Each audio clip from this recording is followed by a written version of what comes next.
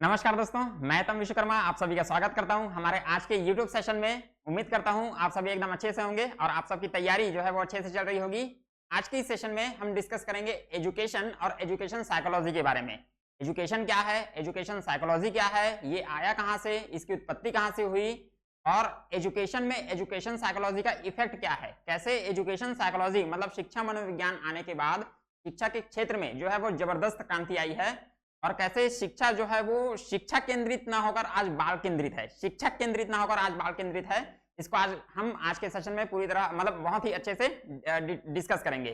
तो आज का ये जो सेशन है वो हमारा दूसरा सेशन है और आई होप आपने जो पहला सेशन जो है वो देख लिया होगा। अगर नहीं देखा है तो वो हमारे प्लेलिस्ट में जो है आपको जाकर मिल जाएगी।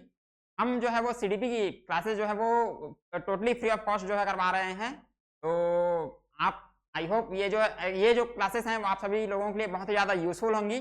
ठीक है, तो चलिए आज के जो सेशन स्टार्ट करते हैं और बने रहिए हमारे साथ आज के सेशन में। चलिए सबसे पहले देखते हैं शिक्षा, एजुकेशन। एजुकेशन आखिर है क्या, सबसे पहले इस पर हम बात करेंगे। ठीक है,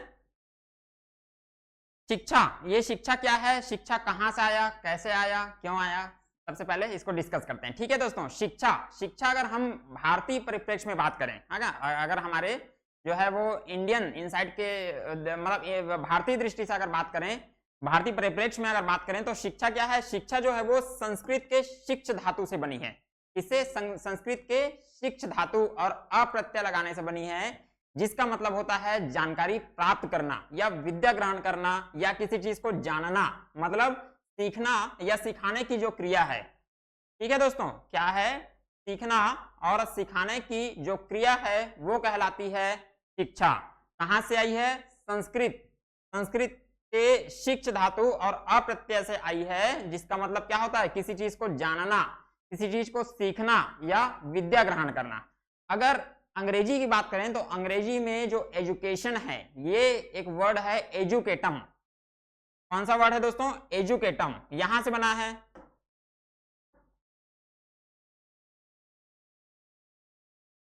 एजुकेटम, एजुकेटम करके एक वर्ड है, यहां से जो वर्ड है ये आया है। एजुकेटम जो है इसका अगर हम संधि विच्छेद करें, अगर इसको प्रॉपर अलग अलग करें तो एजुकेटम जो है वो दो अलग अलग वर्ड से मिलकर बना है, ई और ड्यूको। ठीक है दोस्तों, ई और ड्यूको, जिसमें ई का मतलब क्या होता है, अंदर, और ड्यूको, ड्यूको का मतलब होता है शक्तियों को बाहर निकालना। मतलब शिक्षा या एजुकेशन जो है वो एजुकेटम नाम के एक शब्द से आया है। इंग्लिश वर्ड जो है एजुकेटम जो है वो इस शब्द से आया है, जिसमें ई का मतलब होता है अंदर और ई का मतलब होता है अंदर और ड्यूको का मतलब होता है आगे बढ़ना या अंदर की जो शक्तियां हैं उसको क्या करना, बाहर निकालना। मतलब एजुकेशन जो है बालक का सर्वांगीण विकास करना, बालक के अंदर की जो शक्तियां होती है, जो छुपी हुई इसकी शक्तियां होती है, उसको क्या करना, रिफाइन करना या फिर बाहर निकालना। ठीक है जी, तो एजुकेशन जो होता है यही एक प्रोसेस है जिसके थ्रू, है ना, जिसके द्वारा हम बालक के अंदर जो शक्तियां होती हैं, बालक के अंदर जो उसके अंदर जो शक्ति, शक्ति कहने का मतलब जो बालक जो है वो शुरू में क्या होता है, पशु के समान होता है। बिना शिक्षा के क्या है, व्यक्ति पशु के समान होता है। लेकिन शिक्षा जो है वो धीरे धीरे धीरे धीरे उसको क्या करती है, परिमार्जित करती है, उसको रिफाइन करती है, उसके व्यवहार को क्या करती है, परिवर्तित करती है। तो इन्हीं छुपे हुए जो उसके अंदर की जो शक्तियां हैं उसको क्या करना, उसको रिफाइन करना, उसको बाहर निकालना, क्या कहलाता है, एजुकेशन। क्या कहलाता है जी, एजुकेशन। देखिए प्राचीन समय में, प्राचीन समय मतलब कौन सा समय, जिस समय गुरुकुल वगैरह हुआ करते थे, उस समय क्या होता था, जो है ऐसा विद्यालय तो नहीं होते थे, गुरुकुल में जो दो लोग हैं वो आपस में जो है वो पढ़ने के लिए बैठते थे और एक दूसरे आपस में एक दूसरे के साथ जो है अपने विचारों का क्या करते थे, आदान प्रदान। क्या करते थे, आदान प्रदान। मतलब प्राचीन समय में शिक्षा क्या थी, प्राचीन समय में शिक्षा ज्ञानी और अज्ञानी के बीच नॉलेज के एक्सचेंज की, जो है वो अपने थॉट्स को क्या करते थे, एक दूसरे के साथ शेयर करते थे या फिर एक दूसरे के साथ एक्सचेंज करते थे। तो नॉलेज के एक्सचेंज की जो प्रोसेस है प्राचीन समय में वो कहलाती थी शिक्षा। और प्राचीन समय में ये जो शिक्षा थी ये बाल केंद्रित नहीं थी, ये क्या थी, ज्ञान केंद्रित। कैसी थी ये, ज्ञान केंद्रित। मतलब ये जो दो लोग हैं ये किसी गुरुकुल में अपने ज्ञान का, अपने नॉलेज का क्या कर रहे हैं, एक्सचेंज कर रहे हैं। ठीक है जी, तो प्राचीन समय में ये थी शिक्षा।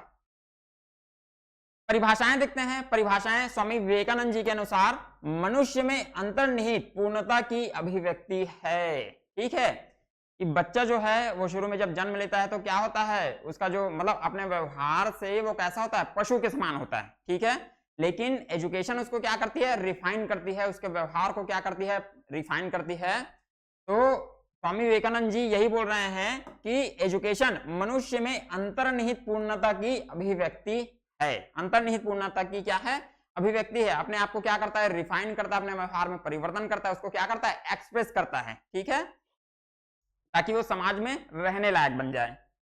क्रो एंड क्रो इनका कहना है कि व्यक्तिकरण एवं समाजीकरण की प्रक्रिया है। ये देखिए, ये जो परिभाषाएं हैं, मैंने उस दिन भी कहा था कि परिभाषाएं ये जो है वो 2-2, 3-3 लाइन की परिभाषाएं हैं, है ना। डेफिनेशंस जितने भी हैं वो 2 या 3 लाइन की है। मैंने इसको 1 लाइन में इसलिए लिखा है क्योंकि एग्जाम में जो हमारा दिमाग है वो पर्टिकुलर उस वर्ड को क्लिक करना चाहिए।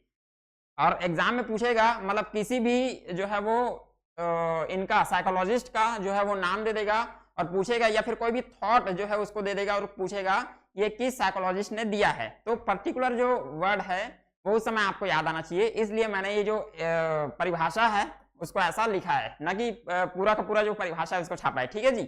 तो सबसे पहले देखते हैं आप क्रो एंड क्रो। इनका कहना क्या है कि व्यक्तिकरण, ये जो एजुकेशन है, एजुकेशन व्यक्तिकरण एवं समाजीकरण की प्रक्रिया है। व्यक्तिकरण और समाजीकरण की प्रक्रिया है, मतलब आदमी क्या है, शिक्षा के थ्रू, एजुकेशन के थ्रू, एजुकेशन लेके समाज में रहने के लायक अपने आप को बनाता है। ठीक है, क्योंकि human is a social animal. Human है ना, ह्यूमन क्या है, मानव है, क्या है, एक सामाजिक प्राणी है। तो समाज में रहने लायक उसको क्या बनाती है, एजुकेशन। तो क्या है, व्यक्तिकरण और समाजीकरण की क्या है, एक प्रक्रिया है। जॉन हेनरिक पेस्टोलॉजी, इनका कहना क्या है कि व्यक्ति की योग्यता और क्षमता का क्या है, परिचायक है। व्यक्ति की योग्यता, इसके थ्रू जो है वो बाहर निकल के आती है। ठीक है, इसके पहले हमने पढ़ा है कि एजुकेशन क्या है, व्यक्ति के अंदर की शक्तियों को बाहर निकालने की जो प्रोसेस है वो क्या है, एजुकेशन। ठीक है, तो इनका जो मानना है जॉन हेनरिक पेस्टोलॉजी का वो यही है। ठीक है जी, चलिए। इसके अलावा एक और परिभाषा है फ्रेंडसन का। इनका कहना है कि आधुनिक शिक्षा का संबंध व्यक्ति और समाज दोनों के कल्याण से है।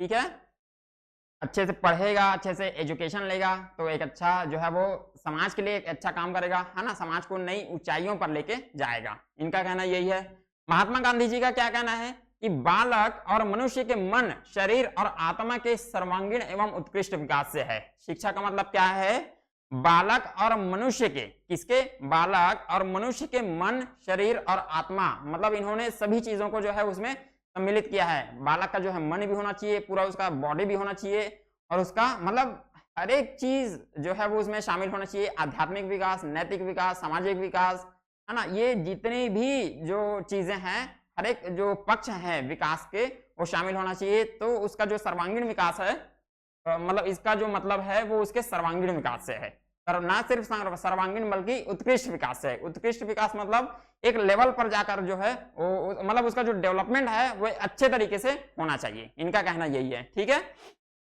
तो शिक्षा क्या करती है, शिक्षा बिहेवियर को परिमार्जन करती है। मतलब मैंने बताया कि शुरू में जो व्यक्ति होता है, जो बालक होता है, वो क्या होता है, वो पशु के समान होता है। कैसा होता है, पशु के समान होता है। लेकिन धीरे धीरे धीरे जब वो अपने जो है घर को छोड़कर बाहर विद्यालय में निकलता है तो क्या होता है, शिक्षा प्राप्त करके उसके व्यवहार में क्या होता है, व्यवहार में परिवर्तन आता है। क्या आता है, परिवर्तन।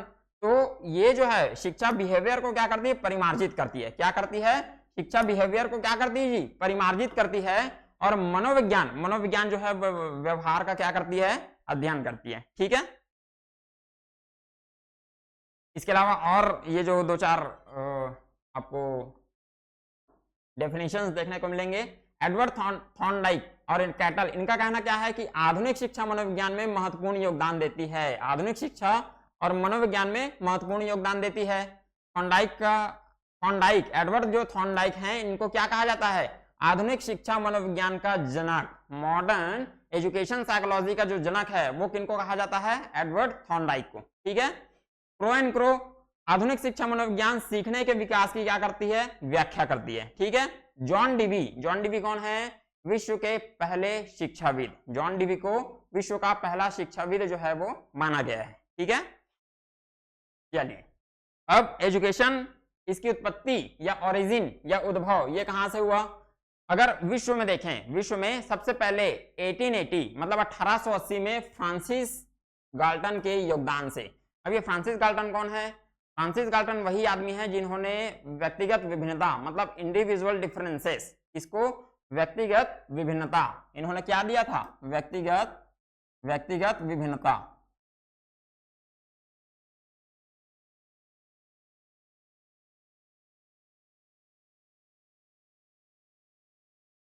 फ्रांसिस गाल्टन कौन है जी? इन्होंने व्यक्तिगत विभिन्नता मतलब इंडिविजुअल डिफरेंस और जो आईक्यू है मतलब बुद्धि लब्धि, उसको जो है बहुत अच्छे से क्या किया था? परिभाषित किया था, या फिर उस क्षेत्र में इनका जो है महत्वपूर्ण योगदान है। ठीक है, तो एजुकेशन की जो उत्पत्ति हुई है या एजुकेशन साइकोलॉजी की 1880 में फ्रांसिस गाल्टन के योगदान से जो है मानी जाती है।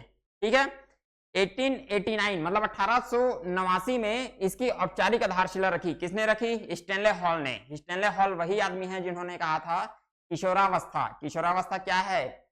तनाव की अवस्था है।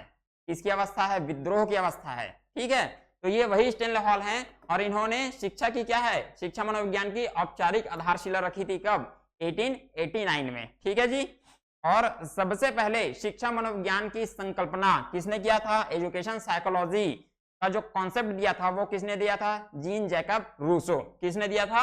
रूसो ने। ठीक है, अगर भारत में हम शिक्षा या शिक्षा मनोविज्ञान की भारत में शिक्षा मनोविज्ञान की उत्पत्ति की बात करें तो सबसे पहले कब? 1900 में। कब? 1900 में जो है इसकी उत्पत्ति जो है वो शिक्षा मनोविज्ञान की मानी जाती है। 1915 में कहा? कलकत्ता विश्वविद्यालय। कहा? कलकत्ता विश्वविद्यालय पश्चिम बंगाल है ना, वहां पर जो है इसका आधुनिक काल माना जाता है। कहां से? फिलोसॉफी डिपार्टमेंट से। फिलोसॉफी क्या है? एजुकेशन साइकोलॉजी की जननी। क्या है? फिलोसॉफी। हमने उस दिन पढ़ा था कि फिलोसॉफी क्या है? एजुकेशन साइकोलॉजी की जननी। तो भारत में कलकत्ता विश्वविद्यालय में जो फिलोसॉफी डिपार्टमेंट है वहां से शिक्षा मनोविज्ञान का जो उद्भव है वो माना जाता है। ठीक है जी, और प्रथम साइकोलॉजिकल लेबोरेटरी और पहला करिकुलम मतलब पाठ्यक्रम यहीं चलाया गया था। कहां? कलकत्ता विश्वविद्यालय के दर्शन शास्त्र विभाग में। ठीक है, 1920 में इसका स्वतंत्र और स्पष्ट विकास जो है वो देखने को मिलता है। ठीक है जी, चलिए अब बात करते हैं शिक्षा की प्रक्रिया की, प्रोसेस ऑफ एजुकेशन की। तो शिक्षा की प्रक्रिया कितने टाइप की होती है? बाइपोलर भी होती है, ट्राइपोलर भी होती है। बाइपोलर ये किसने कहा था? जॉन डीवी और जॉन एडम्स ने। जॉन डीवी का मानना था कि शिक्षा जो है वो केवल बाइपोलर मतलब द्विध्रुवी होती है। बाइपोलर कैसे? इसमें एक तरफ टीचर होता है और एक तरफ क्या होता है? सीखने वाला। मतलब एक तरफ टीचर और एक तरफ क्या होता है? लर्नर। ठीक है, बाद में जॉन डीवी ने अपने जो है वो उस कॉन्सेप्ट को क्या किया? सुधारा, उसको रिफाइन किया और बताया कि ये जो शिक्षा होती है वो कैसी होती है? ट्राइपोलर। कैसी होती है? ट्राइपोलर। मतलब इसमें क्या होता है? एक टीचर होता है, एक लर्नर होता है और साथ में क्या होता है? एक करिकुलम। क्या होता है? एक पाठ्यक्रम। ठीक है जी, तो इन्होंने बताया जॉन डीवी ने, और इनकी पुस्तक थी शिक्षा और समाज। इसमें इन्होंने बताया कि इसमें शिक्षक होता है, शिक्षार्थी होता है और क्या होता है? करिकुलम। क्या होता है जी? करिकुलम। ठीक है, मूल्यांकन विशेषज्ञों के अनुसार, मूल्यांकन विशेषज्ञों मतलब असेसमेंट एक्सपर्ट्स के अनुसार शिक्षा जो होती है वो शिक्षण लक्ष्य मतलब टीचिंग के ऑब्जेक्टिव्स होते हैं, उसके कुछ मोटिव्स होते हैं। ठीक है, और इसके अलावा मूल्यांकन प्रविधि है ना, असेसमेंट टेक्निक्स होते हैं इसमें, और सीखने और सिखाने की परिस्थितियां मतलब कंडीशंस जो हैं वो इसमें होते हैं। ये किसने कहा था? मूल्यांकन विशेषज्ञ, टीचिंग है ना, मूल्यांकन विशेषज्ञों ने जो है इसको कहा था। अब देखते हैं शिक्षा के प्रकार। शिक्षा जो है वो कितने प्रकार की होती है? कितने प्रकार की होती है? सबसे पहले होती है फॉर्मल। फॉर्मल मतलब इसमें क्या होता है? जिसके पर्टिकुलर ऑब्जेक्टिव्स होते हैं, जिसमें पर्टिकुलर एक नियम कायदे कानून होते हैं, जिनमें नियम सिद्धांत होते हैं, और जिसमें एक पर्टिकुलर टाइम होता है और एक पर्टिकुलर जगह होती है। ठीक है, तो आप एक पर्टिकुलर टाइम तक एक पर्टिकुलर जगह में जाकर जब जो है वो एजुकेशन लेते हैं, वो उस टाइप की जो एजुकेशन है और वो जो प्रोसेस है वो कहलाती है फॉर्मल प्रोसेस। एजुकेशन की क्या है? Formal process. मतलब जैसे स्कूल और कॉलेज, यहाँ पर जो बच्चा है वो एक टाइम तक ही क्या रहता है? वैलिड रहता है। क्या रहता है? एक टाइम तक वैलिड रहता है। तो ये क्या कहलाता है? ये जो प्रोसेस है एजुकेशन का या फिर ये शिक्षा का कौन सा प्रकार है? ये फॉर्मल प्रकार है, फॉर्मल टाइप है, जहां पर पूरा नियम कायदा कानून रहेगा, बच्चा जो है वो विद्यालय प्रांगण में जाएगा, मतलब एक पर्टिकुलर जगह में जा रहा है और एक पर्टिकुलर टाइम तक वहां पर क्या रहेगा, वैलिड रहेगा। ठीक है। दूसरा क्या है, इनफॉर्मल। दूसरा क्या है जी, इनफॉर्मल। इनफॉर्मल मतलब यहाँ पर कोई नियम कायदा कानून नहीं है, कोई सिद्धांत नहीं है।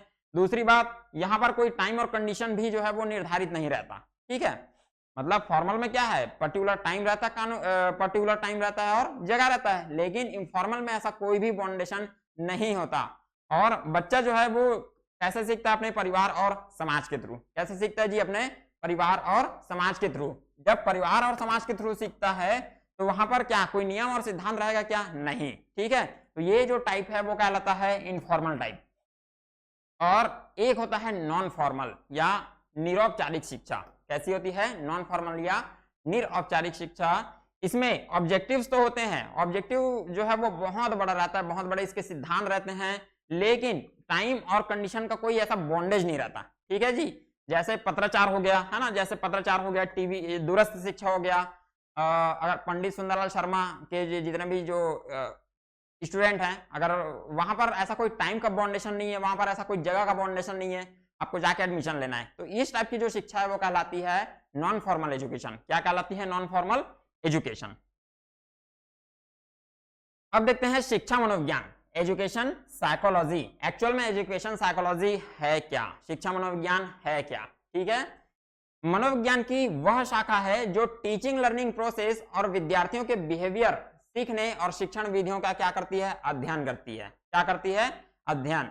मतलब एजुकेशन साइकोलॉजी ही वो मतलब वो साइकोलॉजी ही वो क्षेत्र है जहां पर टीचिंग लर्निंग प्रोसेस, शिक्षण अधिगम प्रक्रिया और विद्यार्थियों के बिहेवियर का और सीखने और शिक्षण विधियों का, मतलब जो टीचिंग जो टेक्निक्स हैं, जो मेथड्स हैं, उनका क्या किया जाता है, उसका अध्ययन किया जाता है और देखा उसको ऑब्जर्व किया जाता है, देखा जाता है कौन अच्छे से काम कर रहा है, कौन अच्छे से काम नहीं कर रहा है और कौन कितना यूजफुल है विद्यार्थियों के लिए। ठीक है जी। तो ये जो क्षेत्र है ये कहलाता है क्या, शिक्षा मनोविज्ञान। क्या कहलाता है ये, शिक्षा मनोविज्ञान। ठीक है। शिक्षा मनोविज्ञान की कुछ परिभाषाएं हैं। ठीक है, इसको देख लेते हैं। शिक्षा मनोविज्ञान बीएफ स्किनर के हिसाब से, बीएफ स्किनर के अकॉर्डिंग शिक्षा मनोविज्ञान क्या है, मानवीय व्यवहार का शैक्षिक परिस्थितियों में क्या करता है, अध्ययन करता है। मानवीय व्यवहार का शैक्षिक परिस्थितियों में क्या करता है, अध्ययन करता है। ठीक है जी। पॉल्सनिक का कहना यह है कि मनोविज्ञान के सिद्धांतों और परिणामों का शिक्षा के क्षेत्र में क्या है, अनुप्रयोग है। क्या है, अनुप्रयोग है। क्रो एंड क्रो का कहना कि एजुकेशन जन्म से वृद्धावस्था तक व्यक्ति के सीखने के अनुभवों का क्या करता है, वर्णन और व्याख्या। क्रो एंड क्रो का कहना क्या है, बच्चे के जन्म से लेकर कहां तक, उसके वृद्धावस्था तक, जन्म से लेकर वृद्धावस्था तक जब वो बालक अपने जीवन में लगातार कुछ ना कुछ सीखते रहता है और अपने जो है वो मतलब क्या करता है, एक्सपीरियंस जो है वो गेन करता है, अनुभव प्राप्त करता है, तो शिक्षा मनोविज्ञान उन अनुभवों की क्या करता है, व्याख्या करता है और उसको एक्सप्लेन करता है। ठीक है जी। पिल्सबरी, इनका मानना यह है कि शिक्षा मनोविज्ञान मानव व्यवहार का क्या है, विज्ञान है। मानव व्यवहार का क्या है, विज्ञान है। चलिए, इसके अलावा जीन जैक्स रूसो है ना, ये कौन है, जीन जैक्स रूसो एक मनोवैज्ञानिक है और इनकी प्रकृतिवादी विचारधारा थी। इनकी कौन सी विचारधारा थी, प्रकृतिवादी। मतलब बालक को सीखने के लिए एकदम स्वच्छंद वातावरण होना चाहिए, नेचुरल जो शिक्षा जो है वो सीखने की क्या है, एक नेचुरल प्रोसेस है, ऐसा इन्होंने कहा था। और इसी विचारधारा के कारण इनको एजुकेशन साइकोलॉजी का जनक जो है वो कहा जाता है। क्या कहा जाता है, एजुकेशन साइकोलॉजी का जनक। ठीक है जी। स्टैनले हॉल ने सबसे पहले बालकों के व्यवहार का अध्ययन करने के लिए क्वेश्चनायर मेथड का क्या किया, निर्माण किया। किसने, जी स्टैनले हॉल ने क्वेश्चनायर मेथड का क्या किया, निर्माण किया। और इसीलिए स्टैनले हॉल को क्या है, बाल मनोविज्ञान का जनक जो है वो कहा जाता है। इसको, स्टैनले हॉल को बाल मनोविज्ञान का क्या कहा जाता है, जनक कहा जाता है। ठीक है जी। स्टैनले हॉल ने सबसे पहले किसकी स्थापना की थी, बाल गृह की स्थापना की थी, है ना। और जॉन डीवी ने सबसे पहले एजुकेशन लेबोरेटरी की स्थापना की थी। किसके लिए स्थापना की थी, ताकि व्यवहार को क्या कर सके, समझ सके, बालकों के व्यवहार में होने वाले परिवर्तन को क्या कर सके, ऑब्जर्व कर सके। क्या कर सके, ऑब्जर्व कर सके। और एडवर्ड थॉर्नडाइक को सबसे पहला शैक्षिक मनोवैज्ञानिक, एजुकेशनल साइकोलॉजिस्ट जो है वो माना जाता है। ठीक है। चलिए आगे बढ़ते हैं यहां से। शिक्षा मनोविज्ञान की प्रकृति देखते हैं, इसका nature of education psychology, nature of education psychology. इसके नेचर जो है वो, इसका नेचर जो है वो कैसे होता है? सबसे पहले principles are certain yet prediction is impossible. इसका जो सिद्धांत होता है, इसके जो प्रिंसिपल्स होते हैं वो कैसे होते हैं? निश्चित होते हैं, लेकिन उन सिद्धांतों की व्याख्या या फिर उनका जो अनुमान है वो क्या होता है? वो असंभव होता है, इम्पॉसिबल होता है। इसमें क्या है कि एजुकेशन के जो प्रिंसिपल, जो सिद्धांत हैं वो तो निश्चित हैं, लेकिन हम उनका अनुमान नहीं लगा सकते। ठीक है जी। दूसरा क्या है कि ऑब्जर्वेशन एंड फैक्ट बेस्ड होता है। भाई बच्चा जो है वो सीख रहा है, उसको हम कैसे जानेंगे? उसको देखकर, मतलब जब हम उसको लगातार देखेंगे, ऑब्जर्व करेंगे, है ना, अवलोकन करेंगे, तब हम जानेंगे कि ये कैसा होता है। ये शिक्षा मनोविज्ञान कैसा होता है? ऑब्जर्वेशन बेस्ड होता है, फैक्ट बेस्ड होता है, अवलोकन पर आधारित होता है। ठीक है। तीसरा क्या है कि इसके सिद्धांत जो हैं वो यूनिवर्सल होते हैं, मतलब ऐसा नहीं है कि इसके सिद्धांत, इसके जो कॉन्सेप्ट हैं, इसके जो प्रिंसिपल हैं वो पर्टिकुलर किसी क्षेत्र विशेष पर काम करेंगे, किसी पर्टिकुलर एरिया पर काम करेंगे, नहीं, ये सभी जगह एक समान होता है। मतलब दुनिया के किसी भी कोने में आप चले जाओ, एजुकेशन साइकोलॉजी के अंदर जो प्रोसेस है वो आपको सेम ही दिखेगा। ठीक है जी। तो एक इसके सिद्धांत कैसे होते हैं? यूनिवर्सल होते हैं। इसकी प्रकृति कंटिन्यूअस और प्रैक्टिकल होती है, व्यवहारिक होती है। इसकी जो मतलब आप जो है वो सिर्फ कॉन्सेप्ट के थ्रू इसको नहीं समझ सकते, बालकों को लगातार आप ऑब्जर्व करते हो, उनके व्यवहार में होने वाले परिवर्तन को ऑब्जर्व करते हो। ठीक है। तो एक ऐसी होती है, प्रैक्टिकल होती है, व्यवहारिक होती है। व्यवहारिक और सामाजिक विज्ञान है। कैसा है? व्यवहारिक और सामाजिक विज्ञान है। मतलब ये क्या है? यूनिवर्सल होती है। क्या होती है? यूनिवर्सल होती है, ऑब्जर्वेशन पर बेस्ड होती है ना, सामाजिक होती है। ठीक है। कैसी होती है? सामाजिक होती है। चलिए, शिक्षा मनोविज्ञान के जो है अलग अलग क्षेत्र हैं, इसको देख लेते हैं। कौन कौन से क्षेत्र में शिक्षा मनोविज्ञान जो है वो यूज किया जाता है या यूज किया जा सकता है, इसको हम देखते हैं। सबसे पहले क्या है? इंटेलिजेंस या बुद्धि, पर्सनालिटी, है ना, व्यक्तिगत विभिन्नता, अधिगम प्रक्रिया, मापन और मूल्यांकन, मूल प्रवृत्तियां, शारीरिक क्रिया, मानसिक क्रिया, growth and development, heredity and environment. ठीक है। मोटिवेशन, अधिगम, इसके पक्ष, ये सभी जो चीजें हैं यहाँ पर शिक्षा मनोविज्ञान जो है वो इसका उपयोग किया जाता है। इन क्षेत्रों के लिए क्या है? उपयोगी है। ठीक है। शिक्षा मनोविज्ञान की प्रथम पुस्तक कौन सी है? Talk to teachers. कौन सी है? Talk to teachers. और ये किसने लिखा था? विलियम जेम्स ने। किसने लिखा था दोस्तों? विलियम जेम्स ने। ठीक है जी। चलिए, अब ये क्या है? शिक्षा मनोविज्ञान की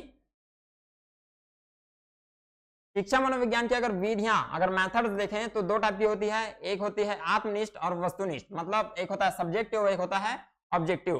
सब्जेक्टिव के अंतर्गत आता है इंट्रोस्पेक्शन, मतलब स्वयं का मूल्यांकन करना, गाथा वर्णन विधि। ठीक है। एनेक्डोटल जो मेथड होता है उसमें क्या है? हम रिकॉर्ड जो है वो रखते हैं किसी पर्टिकुलर बालक के, किसी पर्टिकुलर रुचि, किसी पर्टिकुलर क्षेत्र में रुचि का जब हम क्या रखते हैं? रिकॉर्ड रखते हैं, वो कहलाता है एनेक्डोटल रिकॉर्ड। ठीक है। ऑब्जेक्टिव मेथड जो है वो क्या है? इंटरव्यू आता है, इसमें क्वेश्चन आता है, केस हिस्ट्री आता है, क्लिनिकल आता है, ऑब्जर्वेशनरी आता है, ठीक है, एक्सपेरिमेंटल आता है, डेवलपमेंटल मेथड। ये जितने भी जो मेथड है वो क्या कहलाते हैं? Objective methods. ठीक है। सबको जो है वो एक एक करके अभी सामने देखेंगे। ठीक है। चलिए आगे देखते हैं मनोविज्ञान की विधियां। तो मनोविज्ञान की जो विधियां हैं, शिक्षण विधि है और उनके विचारक, मतलब कौन से साइकोलॉजिस्ट ने कौन सी विधियां जो है वो दी है, इसको सबसे पहले देख लेते हैं। क्वेश्चनर मेथड, ये किसने दिया था? सोक्रेट्स ने। क्वेश्चनर मेथड किसने दिया था? सोक्रेट्स ने। संवाद विधि ये दिया था प्लेटो ने। आगमन निगमन विधि दिया था एरिस्टोल, मतलब अरस्तु ने।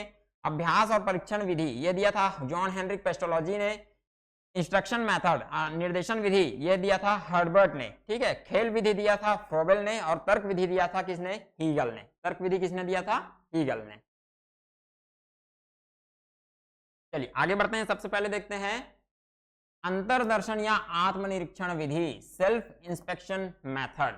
सेल्फ इंस्पेक्शन मेथड जान लेते हैं ये क्या है। Self inspection method subjective method है। सबसे पहले सब्जेक्टिव मेथड में हमने दो टाइप का पढ़ा था। एक क्या था?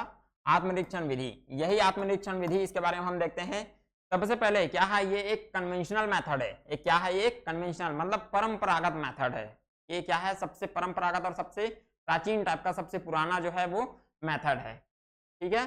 दूसरा, आत्मनिरीक्षण का अर्थ क्या है? आत्मनिरीक्षण का मतलब है स्वयं का मूल्यांकन स्वयं के द्वारा करना, यानी खुद को जो है वो अपने आप का क्या करना है? अवलोकन करना है। अपने आप का क्या करना है? अवलोकन करना है, मूल्यांकन करना है। ठीक है, आत्मनिरीक्षण का मतलब क्या होता है? स्वयं का मूल्यांकन स्वयं के द्वारा करना। दूसरा, इसके जनक कौन है? विलियम वुंड, और उनके शिष्य थे कौन? टिचनर। ठीक है जी।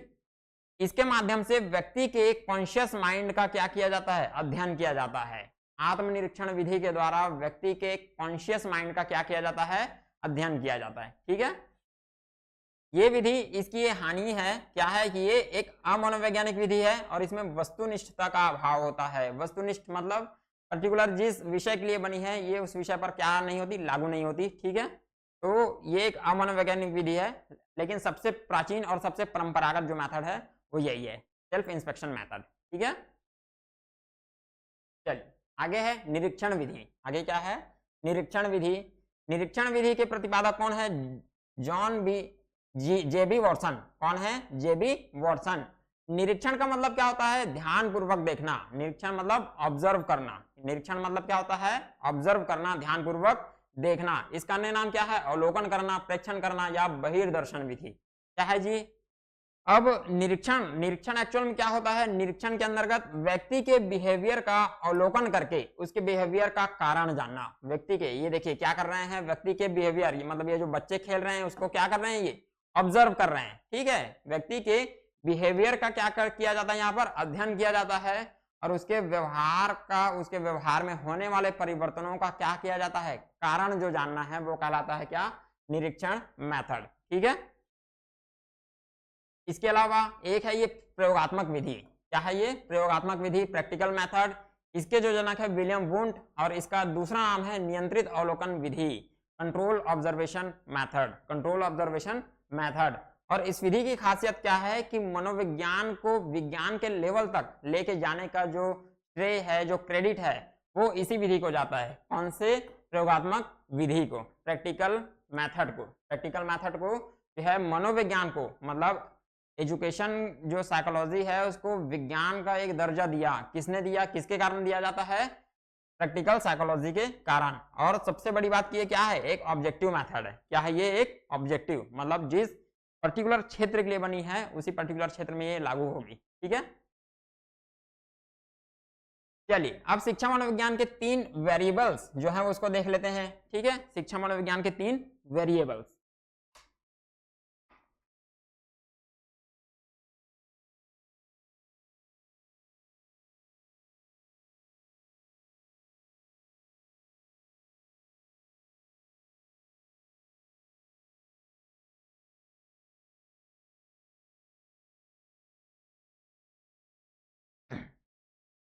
चलिए देखते हैं शिक्षा मनोविज्ञान के वेरिएबल्स। वेरिएबल्स क्या होता है दोस्तों? वेरिएबल्स मतलब एक ऐसी चीज जो सीखने, मतलब टीचिंग लर्निंग प्रोसेस को क्या करती है? प्रभावित करती है। और टीचिंग लर्निंग प्रोसेस के बाद हम जब मूल्यांकन करते हैं तो मूल्यांकन में जो परिणाम आता है ना, उस परिणाम को क्या करती है? या तो घटा सकती है या फिर बढ़ा सकती है। वो होते हैं क्या? वेरिएबल्स। तो शिक्षा मनोविज्ञान में या टीचिंग जो साइकोलॉजी है उसमें 3 टाइप के क्या होते हैं? वेरिएबल्स। क्या होते हैं? वेरिएबल्स। एक होते हैं इंडिपेंडेंट वेरिएबल्स। इंडिपेंडेंट वेरिएबल्स जो डिपेंडेंट वेरिएबल्स पर, जो आश्रित चर होते हैं उस पर क्या करते हैं? प्रभाव डालते हैं। ठीक है जी। दूसरा, डिपेंडेंट वेरिएबल्स। डिपेंडेंट वेरिएबल्स जो प्रभावित होते हैं। इंडिपेंडेंट वेरिएबल्स वो जो प्रभाव डालते हैं, और डिपेंडेंट वेरिएबल्स वो जिन पर प्रभाव पड़ता है, जो प्रभावित होते हैं। ठीक है, और एक होता है कंट्रोल वेरिएबल। कंट्रोल वेरिएबल्स मतलब जो प्रभाव को बढ़ाने या घटाने का क्या करते हैं? काम करते हैं। प्रभाव को बढ़ाने या घटाने का क्या करते हैं? काम करते हैं। तो इंडिपेंडेंट वेरिएबल क्या है? स्टडी टाइम हो गया। ठीक है, स्टडी टाइम का जो है इफेक्ट पड़ेगा ही पड़ेगा। ज्यादा पढ़ेंगे तो ज्यादा अच्छे से जो है सीखेंगे। ठीक है, क्लासरूम हो गया, क्लासरूम का वातावरण हो गया। क्लासरूम का जो वातावरण है वो अच्छा रहना चाहिए, प्रजातांत्रिक तो रहना चाहिए, लोकतांत्रिक रहना चाहिए, ऐसा बोलते हैं। ठीक है, टीचिंग जो मेथड है ना, टीचिंग मेथड हो गया। अलग अलग जो है बालकों के ऊपर अलग अलग टीचिंग मेथड जो है वो अप्लाई किया जाता है, क्योंकि सभी जो बालक हैं वो एक ही टीचिंग मेथड से सीख सकते हैं क्या? नहीं। तो ये क्या है? Independent method. ठीक है, दूसरा डिपेंडेंट मेथड क्या है? लर्निंग आउटकम या रिजल्ट तो क्या होता है? प्रभावित होता है। तो क्या होता है? प्रभावित होता है। ठीक है जी। और तीसरा क्या है, कंट्रोल मेथड। ये क्या है, सेम क्लासरूम या फिर सेम सिलेबस। ये जो है वो क्या कहलाता है, कंट्रोल मेथड। क्या कहलाता है ये, कंट्रोल वेरिएबल, सॉरी कंट्रोल क्या कहलाता है, वेरिएबल। ठीक है, इसका लाभ क्या होता है, ये एक सार्वभौमिक मतलब यूनिवर्सल वैज्ञानिक विधि होती है, वस्तुनिष्ठ होती है और क्या होती है, रिलायबल होती है। क्या होती है, रिलायबल होती है। लेकिन इसकी हानि भी क्या है कि ये महंगी होती है और इसमें जो टाइम हो वो ज्यादा लगता है। ठीक है जी, तो चलिए आगे बढ़ते हैं। एक और मेथड है इंटरव्यू मेथड। इंटरव्यू का मतलब क्या होता है, इंटरव्यू का मतलब क्या होता है, आमने सामने बैठकर अपने जो विचार होते हैं वो उसको क्या करना, उसको एक दूसरे के साथ शेयर करना। ठीक है, इसमें आमने सामने बैठकर एक दूसरे के साथ अपने थॉट्स को क्या किया जाता है, अपने विचारों को क्या किया जाता है, शेयर किया जाता है। ठीक है, ये कहलाता है इंटरव्यू मेथड। और एक और होता है क्वेश्चनर मेथड। क्वेश्चनर मेथड के जनक यहाँ पर फादर दिए हैं वुडवर्थ, विलियम वुडवर्थ।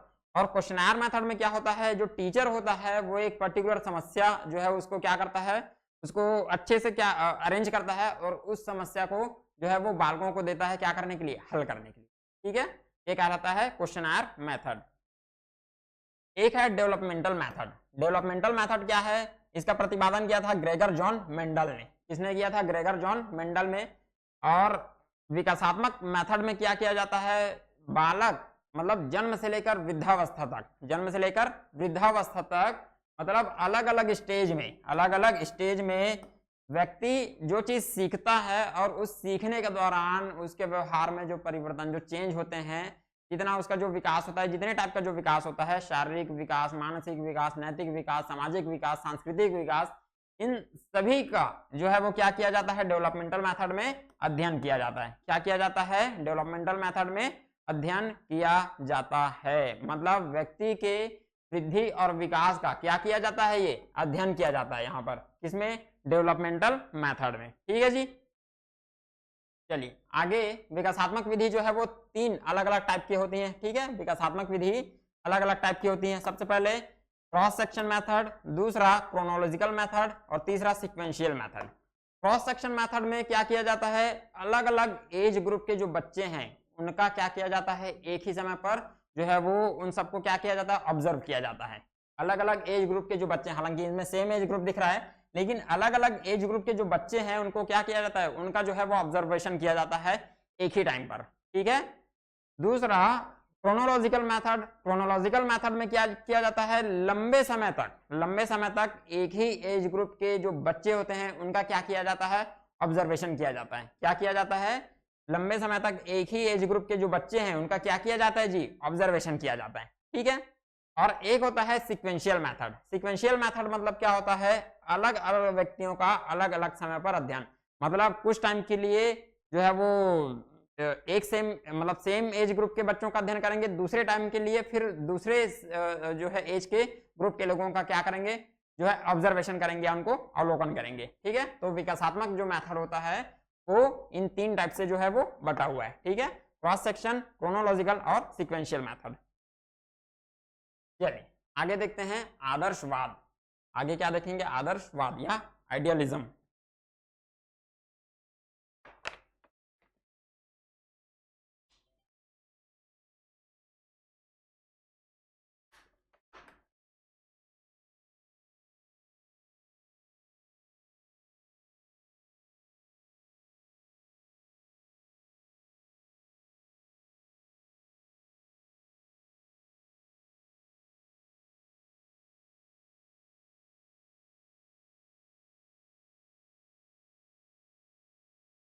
चलिए आगे देखते हैं आदर्शवाद। आदर्शवाद, ये वाद जो शब्द है ये क्या है, सबसे पहले इसको देखते हैं। वाद है ना, इसको अपन थॉट भी बोल सकते हैं।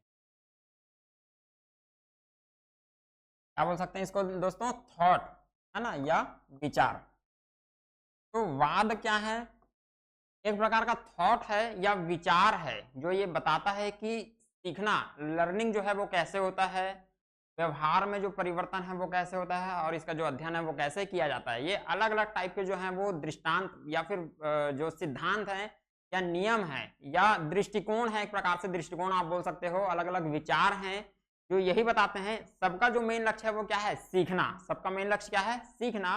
लेकिन ये अपने अपने तरीके से बताते हैं कि सीखना एक्चुअल में होता कैसे है, क्या बोलते हैं ये अपने हिसाब से कि सीखना एक्चुअल में होता कैसे है और कैसे होना चाहिए, और अपने अपने मेथड को ये जो है वो बताते हैं कि कैसे जो है वो मतलब किस विधि से बच्चों को सिखाएं ताकि वो एक अच्छा जो है वो आगे जो है वो अपना विकास जो है अच्छे से कर सके। ठीक है जी। तो उन्हीं में एक है सबसे पहला जो है वो आदर्शवाद या आइडियलिज्म। क्या है? आइडियलिज्म। आइडियलिज्म क्या है? मोनोलिस्टिक जो है वो थॉट है, विचार है, एक तत्ववादी सिद्धांत है, और इसमें आदर्शवाद में जो है आत्मा आत्मा या फिर मन या फिर जो मस्तिष्क है उसको जो है वो ज्यादा इंपॉर्टेंस दिया गया है, ज्यादा महत्वपूर्ण माना गया है। किसको? आत्मा को या मन को या उसके मस्तिष्क को। ठीक है। आइडियलिज्म को मानने वाले लोग हैं उनका कहना यह है कि आध्यात्मिक जो प्रवृत्ति होती है, प्रकृति जो नेचर होती है, वो क्या होती है? सर्वोत्तम होती है। मतलब जो भौतिक जगत है वो क्या है? नश्वर है, वो एक ना एक दिन खत्म हो ही जाएगा, लेकिन इनका मानना है कि आत्मा कभी मरती नहीं है। ठीक है। तो इन्होंने मन मस्तिष्क मतलब माइंड है ना, माइंड को और जो स्पिरिट है उसको क्या किया? उसको जो है वो ज्यादा वैल्यूबल माना है, उसको ज्यादा इंपॉर्टेंस जो है वो दिया है। ठीक है। इनके हिसाब से जो शिक्षा होती है, शिक्षा मतलब जो विद्यालय जो होता है वो क्या होता है? एक गार्डन की तरह होता है। एजुकेशन जो होता है इनके हिसाब से कैसे होता है? एक गार्डन की तरह होता है, जिसमें टीचर क्या होता है? एक माली होता है। टीचर क्या होता है? एक माली होता है, और बच्चा जो होता है वो वहां का क्या होता है? फूल होता है, जिसको टीचर लगातार जो है वो अच्छे अच्छे थॉट्स जो है देकर एक मतलब उसका जो है विकास जो है वो करता है। ठीक है जी।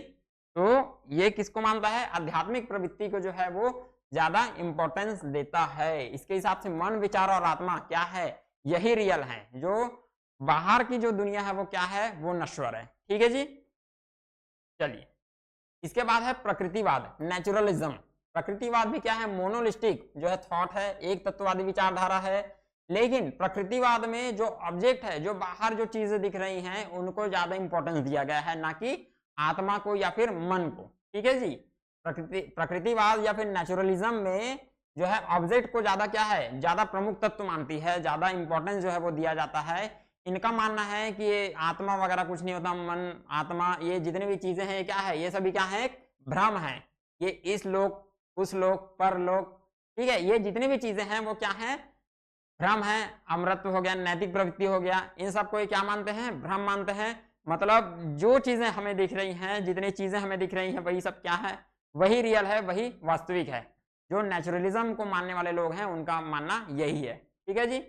और इनके हिसाब से शिक्षा क्या होती है? एक नेचुरल प्रोसेस होती है। शिक्षा क्या होती है? एक नेचुरल प्रोसेस होती है, जहां बालक एक स्वच्छंद वातावरण में, एक मतलब एकदम मस्त जो है उसको वातावरण, एक नेचुरली जो है वो एकदम प्राकृतिक तरीके से जो है बालक क्या करता है? अपने आप का विकास करता है, अपने आप को डेवलप करता है। ठीक है जी।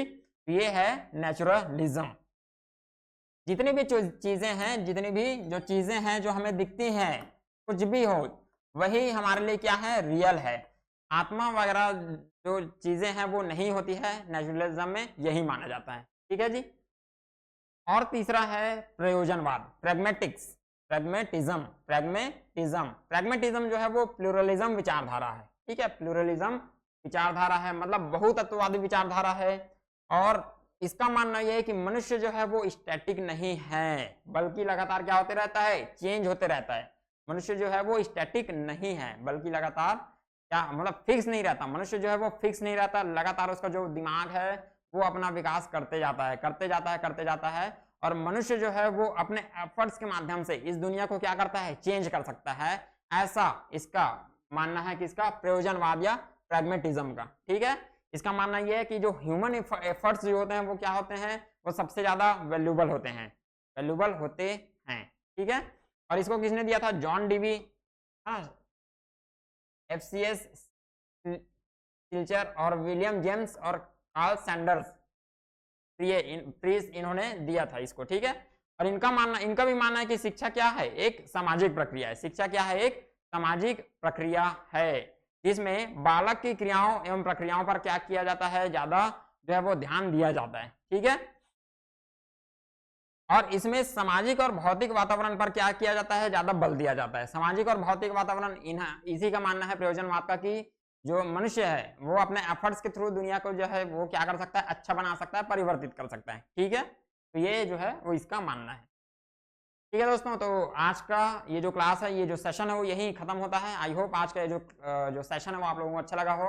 अच्छा लगा है तो फिर प्लीज़ सेशन को लाइक कीजिए, चैनल को सब्सक्राइब कीजिए, और आगे आने वाले जो सेशन है उसमें हम ग्रोथ एंड डेवलपमेंट, जो एकदम इंपॉर्टेंट टॉपिक है, जहाँ से क्वेश्चन जो है वो भर भर के आते हैं, पूछे ही जाते हैं अक्सर, वहाँ से क्वेश्चन आपको देखने को मिलेंगे।